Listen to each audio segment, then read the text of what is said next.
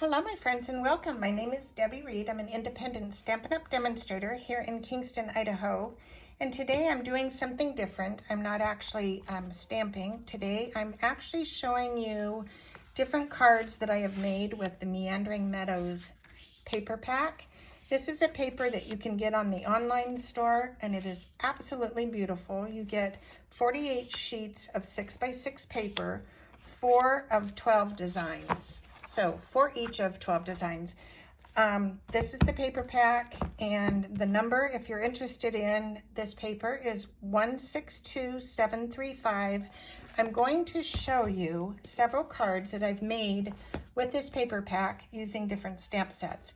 This one I used the Lazy Days, and I stamped the carpet. I used a paper for the wood floor, die cut the chair, die cut the valance, and the flower stamped and cut.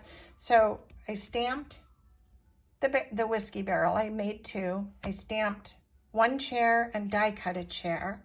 Then I die cut the railing and I die cut the valance and cut off a piece. Stamped the plant and die cut. So this did have a lot of die cutting. Still super simple because the paper does all the work for you. So this is using the background paper of one of the papers in the pack. Then I created a card from In the Moment, and I used the girl at the window. This one I decided to take several papers. So this is from the All About Autumn paper pack.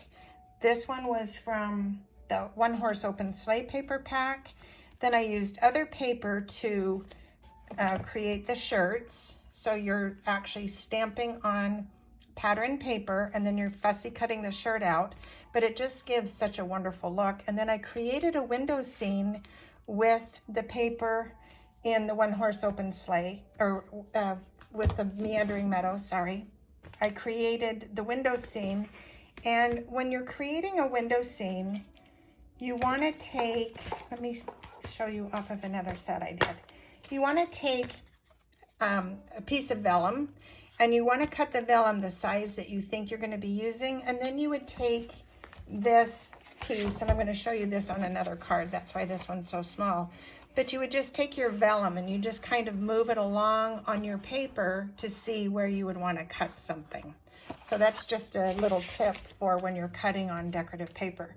So this is the window this is a window, a die cut window, using the In the Moment, and I just fussy cut the girl out, and that is easy to do as well, but just wanted to show you that one. Then with the crafting with you, I took, let me see, what did I do with the card? Here it is. I took the easel and created this card.